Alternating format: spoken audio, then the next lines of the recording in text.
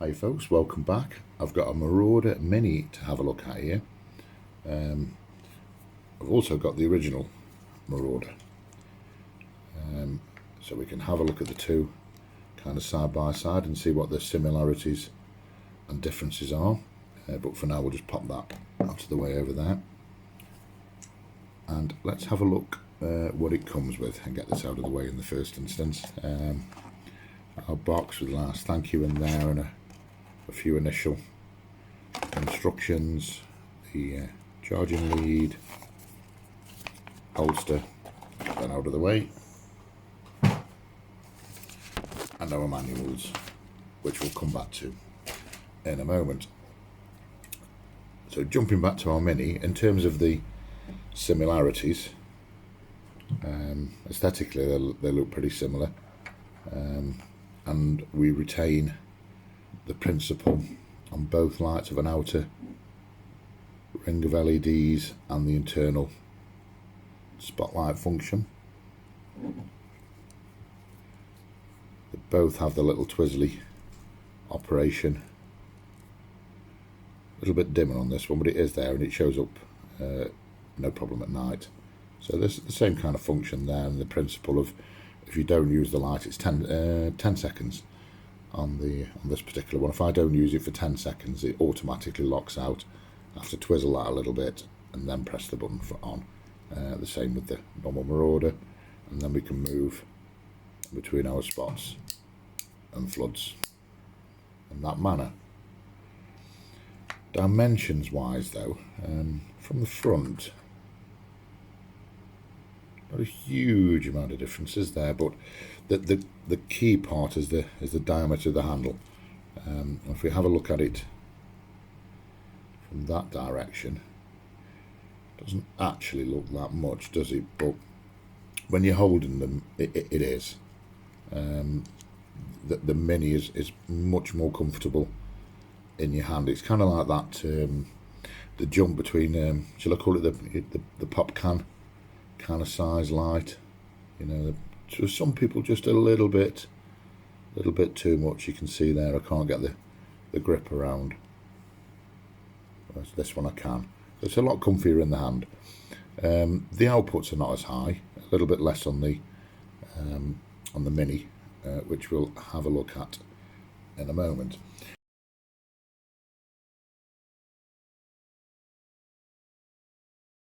Now, in terms of perhaps two of the key differences, that's setting aside the output. We don't have a USB charging, we have the standard tail cap magnetic charging that we're used to with the Olights, and unlike the Marauder, we have a usable replaceable battery. I didn't even know a 32650 existed, but there we go, you do. It's the customized version to enable the tail cap charging to operate. That's probably a consideration, in that some people do prefer to have a removable, replaceable battery. So in terms of its operation, really simple. We have to twiddle the dial a little bit to take off the automatic lockout, one press for on. And we can see then by moving this twizzly wheel one way or the other, we move up and we move down. We can go all the way to turbo as well, and all the way back down. Now I don't know if you can hear that noise, and we get the same at the other end. So it's a little buzzy audio signal, slight vibrate in it, that's letting us know that we're at the top of our ramp and at our bottom. And that's really nice when you're using it at night. You know they're at the top. To change our primary modes, one click of the switch and we can move over to the spotlight as opposed to the flood, and the same again in terms of raising and lowering the output. Really easy, particularly with gloves on, cold night, that type of thing. and then a 1 click for off again. When we're back on, let me just lower it a touch. A double click will take us straight to turbo, and a single click back to off, or let me lower it down. If I was into turbo, as opposed to a single click, you can just back it off like that. The single click will take it off, as we've just seen. Strobe warning. In our flood mode, a triple click will take us into strobe. And one thing I do like about the strobe on this, as well as a few other lights, and if it doesn't do this I don't like it, which is, can you imagine you ever need the strobe? So you've got your light on and you actually need it. You're not going to count the presses, are you? You're just going to kind of smack it. And no matter how many times I keep on hitting that button, you know, imagine I'm in a panic, the strobe's on. Then back off again. The strobe doesn't work on the spot mode. Keep that in mind. And its last kind of function, if you like, is a long press. We can change through the various modes, which, as you can see, are red, green and blue. And we can change the brightness on any of those and get that move. My camera really doesn't like that, does it? And still get that little buzzy thing occurring as well. So, you know, so if you've got a use for those different lights, you know, particularly the preservation of your night vision, the red light's quite handy. And where those are, well, let me turn this, there we go. So we can see there the 3 different coloured single LEDs, and then when we're using the flood we're using the 6 on the outside. Now, one other thing to mention before we move on and have a quick look at the manual of this floodlight kind of arrangement there, it's like a fisheye type of lens, and the LEDs kind of tucked way down in there. It creates a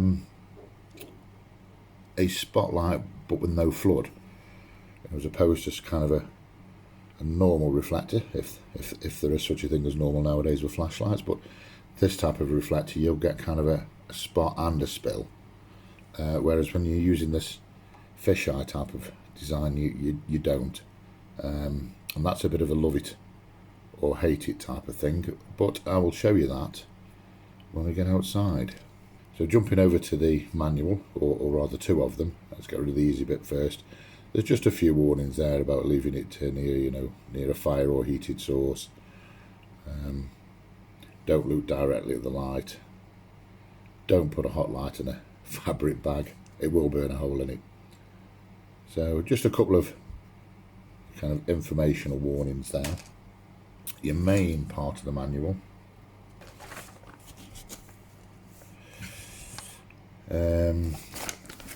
2 sections really. You've got your operation, which I've gone through, that describes basically what I've shown you in terms of what buttons you press to get what. On the other side, we have our outputs for the floodlight. So level 1 through till 7, peaking at 7,000 lumens for 2 minutes, 3,200 lumens for 10 minutes.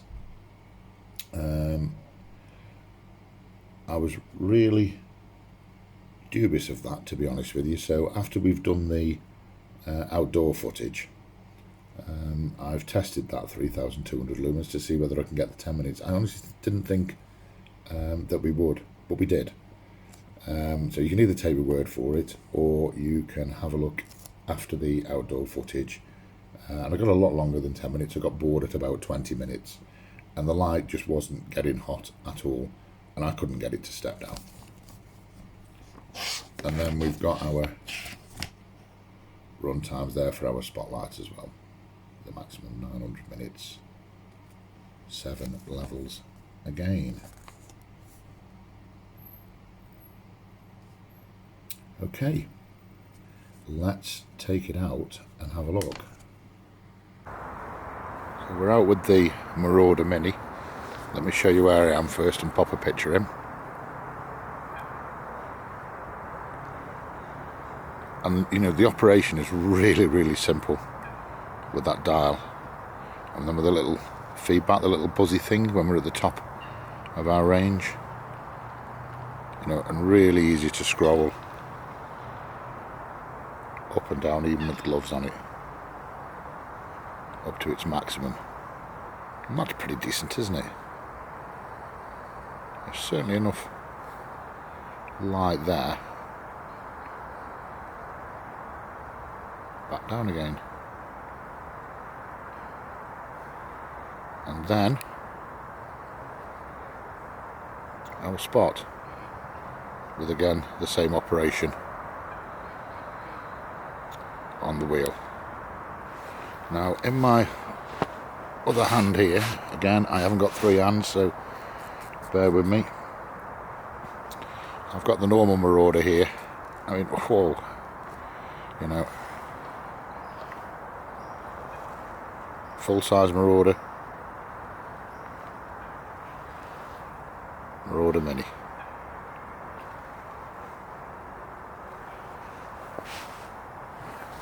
Sorry, I thought something was behind me then for a second. They're both pretty bright, aren't they? But I think this is going to be the main difference. On the normal Marauder, I mean, that square beam, that was definitely a Marmite, love it or hate it, wasn't it? I didn't particularly mind it, but it wasn't everybody's favourite. Perhaps that's been the feedback with the Mini. Normal Marauder. And the Mini has got that lovely round spot. I didn't really mind the square, to be honest with you, but given the choice, I do prefer this. And there isn't really a great deal of difference on the output, but I think you'll agree the Mini has the floodlight part pinched, doesn't it? Well, it does in my opinion. A simple flick of the switch takes us back again, and I do really like that simple operation that's carried over from the normal Marauder. Let's move spots and have a look at it again.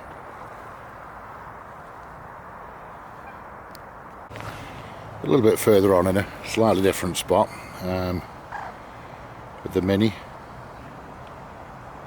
That wheel is so simple to use, you know. It's blooming bright, that is, isn't it? Moving down the side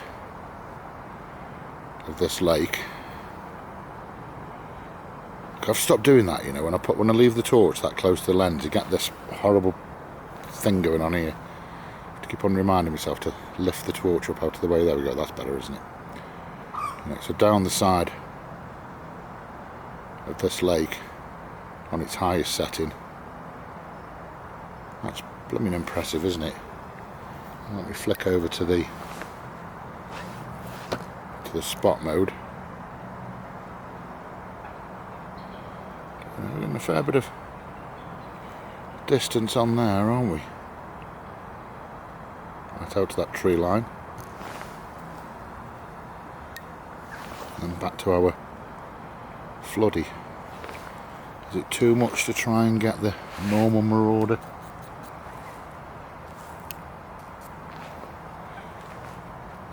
Normal Marauder. A lot brighter, isn't it? Mini. Normal. But, oh, just blinded myself there. Right, here we go. Are we on full? Well, it should be obvious which is which, shouldn't it?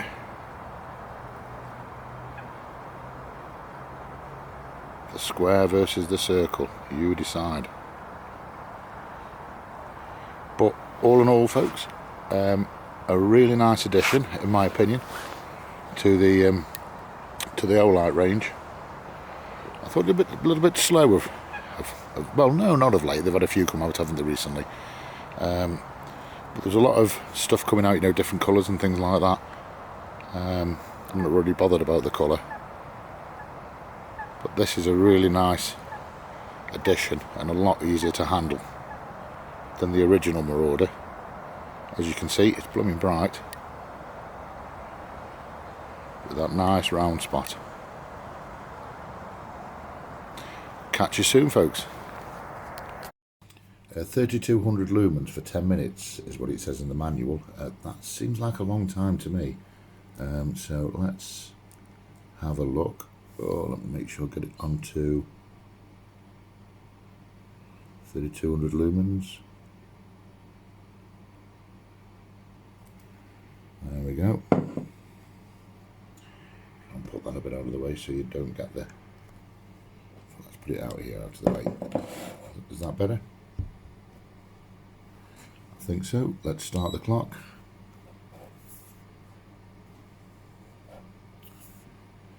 We can see the reading on the lux meter there. What are we on? 113. Let's leave it going and see when it steps down. So just coming up to halfway. I don't want to start mucking about with the camera and all to this soon, but I have been checking the temperature of the light, and at the moment we're on 25. Well, 24.8 to be exact. That's pretty remarkable. 3200 lumen output, and it is not getting overly hot. And now we're over 5 minutes in, and as you can see, the output's been really stable. Let's leave it going.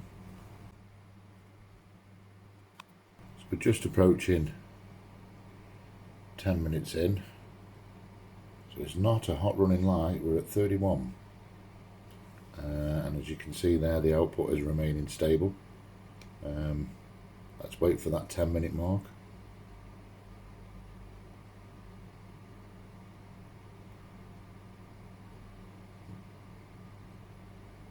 So it doesn't look as though it's a timed step down. I assume that it's temperature step down related, and I guess that depends on where you're using the light.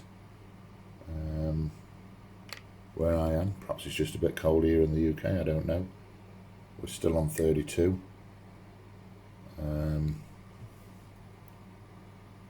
it hasn't stepped down. And doesn't feel particularly hot either. Let's leave it going a little bit longer.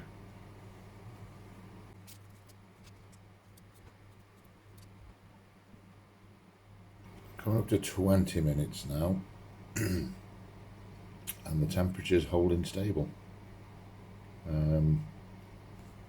Just send that back out again. Turn it off because it's blinding me. Not warm, well, warm, not hot. Just turn that off. There we go, so we can actually see something. Move that out of the way. I'm really quite surprised with that. As I've mentioned earlier, you've always got this problem with lights. You know, lumens implies an output implies heat, generation of heat. The generation of heat, the light gets hot, and at some point it's got to step down. The mitigating factor against that is the method of self-cooling. So it's a reasonable chunk of light, isn't it? So you'd expect some heat dissipation off there, but 3200 lumens, I was not expecting 10 minutes. I certainly wasn't expecting 20, and I certainly wasn't expecting at 20 minutes for it still to be running around a temperature of 31. I didn't think, again, in comparison with the size with the You look at the Marauder 2, much bigger chunk. So really impressed with that, really impressed, and totally unexpected, which is always nice. Catch you soon, folks.